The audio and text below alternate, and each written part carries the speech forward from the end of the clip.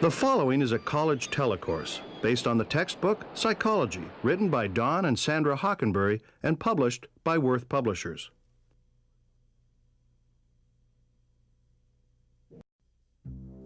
The blind date, perhaps the most dreaded mating ritual of all time, and yet people are willing to subject themselves to it in hopes they might find love.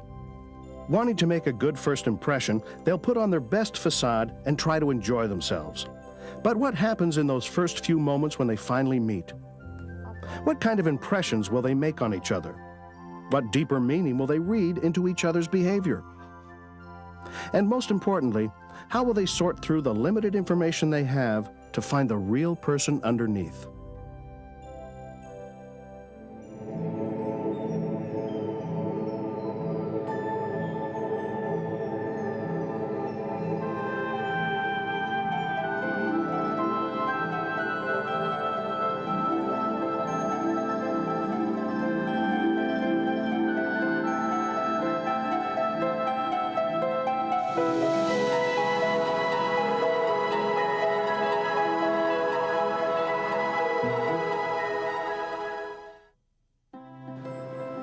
Nearly every day of our lives, we're surrounded by people, and inevitably, we interact with them. Perhaps because these interactions happen so often, an entire branch of psychology is devoted to the study of how individuals think, feel, and behave in social situations. It's called social psychology. Basically, man is a human animal, of course, a social animal, and everything we do is usually interacting with other people. And our interactions with other people can cause us grief, can cause us happiness, can really determine the quality of our lives. And so as a social being, this is probably one of the most important aspects of study that we can be involved in. Social psychology is the study of normal human behavior, and it's the study of sort of macro behavior, the large things we do with other people. We're not looking at abnormal behavior. Rather, we're looking at the sorts of things we all do every day. And it focuses on the implications of the fact that we are social creatures. We live with other people. How are we different as a result of the fact that our lives are impacted by the existence of others? One of the key areas of interest to social psychologists is a process called social cognition. This includes how we form impressions of other people, how we interpret the meaning of other people's behavior, and how our behavior is affected by our attitudes. One situation where social cognition is easy to recognize is the blind date. A blind date raises certain expectations, and so certainly you have some ideas about what the etiquette of a blind date is and how things are likely to proceed and so on. So you have some social cognition, some knowledge going in. But when you see a picture, the picture obviously conveys lots of impressions, or can be used to form lots of impressions. How are they dressed? What's their expression? How attractive are they? What do they seem to be communicating in the picture? He looks like he's really nice and friendly, very outgoing, enjoys life, and yeah, looks like an outdoors guy. And the winner is? She looks a little older than me, possibly. She looks a little more refined, possibly, than me. And she looked like she could be some fun. She's got a nice smile there. I think he's probably into fast cars, motorcycles. He's probably into football, for sports, spectator sports. He may have played football in high school or wrestling. By looking at this photograph, I think she's a business type, refined type, mostly by the jewelry. Yeah, it would be the jewelry. And that would be it. And the length of her hair. She doesn't have really like long hair. It's a little more reserved. If I saw James across the room at a party, I probably wouldn't think I'd have a whole lot in common with him. just by seeing him until I get to talk to him and find out who he is and get to know him better. If I was at a party and I saw her across the room, I don't know if we would have much in common. By judging by the way she's dressed here, I would think not, but I would have to watch her actions and how she, is around the party. But I'm sure I could strike up a conversation. The question of how do we do it, how do we form these perceptions of other people is an unanswered one as yet. It's very complicated. It seems as though we use almost any kind of information. If you're looking at a photograph of another person, you look at the eyes, you look at their hair, you look at the color of their hair, the style of their hair, the expression on their face, and you seem to use each of those as a basis for making an inference about what kind of person they might be, what kind of personal qualities they would have, and how would they treat you. Hello, you must be Julie. Nice to meet you. Pleased to meet you. How are you? I brought this for you. Thank you. Very sweet. I'm doing good. I'm Julie. Oh, yes, I'm James. Let's sit down. Have a seat. Sure, go ahead. On a blind date, the two people involved usually have very little information about each other. So in those first few moments, their mental processes are in overdrive as they form judgments and draw conclusions about the stranger they're meeting. Social psychologists refer to this process as person perception. When we're forming an impression of another person, what are they like? What are their attributes? How are they going to behave toward it? We call it person perception because you're forming a perception of another person. We make a distinction between person perception and social cognition, where social cognition tends to refer to a much more general definition or conception of a social situation. Okay, one decaf. Well, if I went small, that might have been wrong. Who knows? Great, thanks. This will warm us up. Yeah, it's been quite chilly. I got you some sweet and low. There you go. The blind date represents a perfect place to see social cognition or person perception in action, because what we're doing is looking at everything about the person from their appearance to us to small things that they do. How do they greet us? Do they shake our hand? Do they give us a hug up front? And each one of those small behaviors is used as a basis for making an inference or a judgment about what this person is like. I'm a service writer at a gas station. I'm also a part-time actor, which helps. Yes, it does. Okay. I used to be Goofy at Disneyland. Really? So you're a character? I always. A little bit of Goofy still sticks. I was also a train robber, not... As a psychological process, person perception follows some basic principles. First, your reaction to another person depends on your perception of them, not on who or what they really are. So when Julie learned that James is a part-time actor, her preconceived notions about this type of person will automatically influence her reaction. Second, the goals you have in a particular situation determine what kind of information you'll collect about other people. So, for example, if James is attracted to Julie, he'll probably want to learn more about what she likes, so that he might impress her. The third principle of person perception is that you evaluate people partly in terms of how you expect them to act in a given situation. For example, Julie may be expecting James to take the lead in planning their date. If he fails to do so, her estimation of him may suffer. Okay, now what?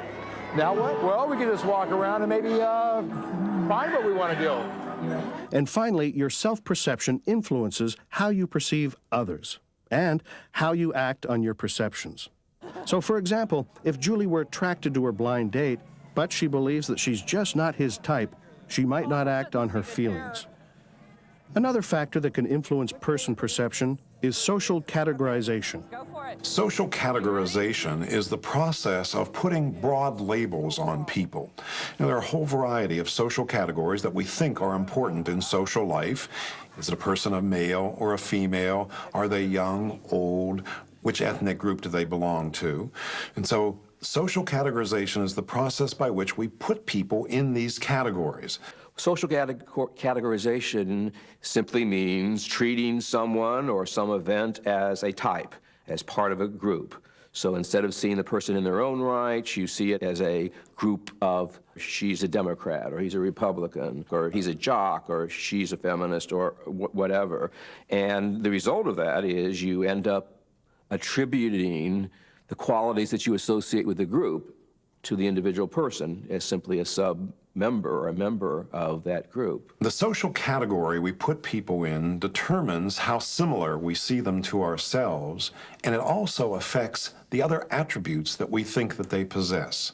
That if they're similar to ourselves, we see them as intelligent, we see them as holding values that are similar to our own, we see them basically as having many positive attributes, the same kind of attributes we like to believe that we have. In addition to social categories, psychologists have found that we often make assumptions about who a person is based on his or her personality.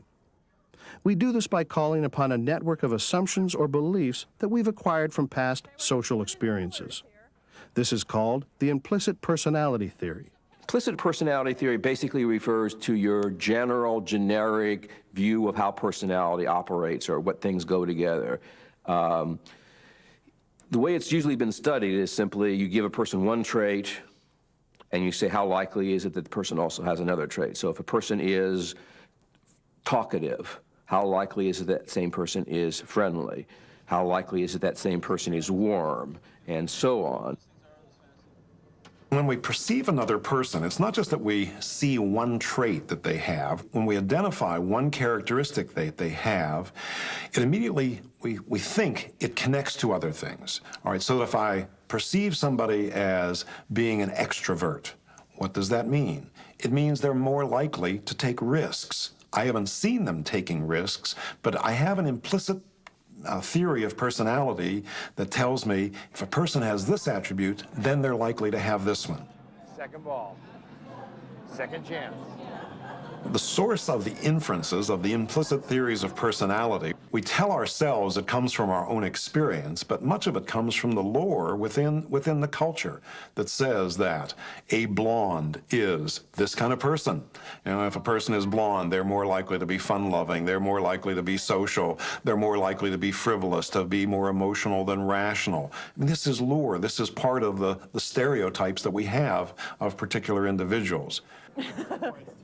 Well, thank you. Again, a blind date is the perfect situation to observe social categorization and implicit personality theory in action. That's why, midway through their date, we asked James and Julie to talk about the perceptions they've formed of each other so far. If you excuse me, I'm going to go ladies' room real quick. I'll be right back. I'm coming back. Okay. I think what I've preconceived as actors, what I've experienced of them, they're very creative. He's very much a character. He's very animated, opinionated, enjoys talking about himself, and he's creative too. I feel a little standoffishness a little bit when it comes to like maybe getting a little more closer maybe, but you know, I do feel like we're a little bit different. If we talk about past history, and I mean, she was on the drill team and stuff like that, and I was ditching school and things like that. So, but no, I think she's a really great person. I think she's a lot of fun, and she's, like I said, she's very smart. She's witty. So, yeah, I think things are good. Things are good. I'm by no means having a bad time. Physical attractiveness also plays a key role in person perception. In fact, it's such a powerful force that psychologists believe people actually try harder to get along if they find each other attractive. We apparently have a kind of stereotype of physically attractive people. There's good evidence, and the usual line that's given here is what is beautiful is good. That attractive people are better, they are more honest, they have all kinds of positive qualities associated with them. So that's one way that it affects our impressions. The other thing, in a dating situation, I suspect that people have kind of a wishful thinking viewpoint, that if they see somebody's attractive and they're attracted to, they also want that person to be somebody they have shared interests with and somebody who's also good in other directions. They don't want to just think that they're attracted to by simple physical appearance. In spite of the preconceived notions we have about physically attractive people, psychologists have found that there are actually very few personality differences between them and their less attractive counterparts. Nevertheless, when it comes to dating, research has shown that physical attraction is at the top of everyone's list. We found, first of all, in a video dating service, that when people went through the books of profiles at these services and decided which one they wanted to pursue in terms of getting a videotape to watch about them, we found that people paid overwhelmingly, and this is both males and females, paid overwhelming attention to the pictures for attractiveness, for age, and they basically made initial decisions whether this was enough to get them through the rest of the relationship, or rest of the material. I am the resident psychic here. I'm also the oldest, which means I have a lot more experience than some of the young kids. They're good too. And would you like to use tarot cards for you? Or, When you first meet people, you don't have a lot of information to go on, so it may be hard to determine what their behavior is telling you. It's a little like fortune telling. all right. It shows that you've always been a little bit shy, a little bit reticent, not too opinionated, and maybe as a child didn't get to say everything you wanted to say, okay? Sometimes our interpretations are right on, and other times they're way off the mark. The process of inferring the cause of someone's behavior, including your own, is called attribution. On a blind date, when people behave in a certain way, we assume that this tells us more information about the person than it actually does. Let's say that there's a blind date and the person may be quieter than usual. We assume that they're quieter than usual because maybe this person is shy, when in reality, they may be quieter than usual because something that happened to them that day is having an impact on them. So we don't really know, but we have a stereotype for quietness as shyness, and so we make those kinds of assumptions. Attribution involves looking at something someone does, observing what someone does, and then making an inference about what kind of person they are, what kind of motives they have, what kind of ability they have, but we're making an inference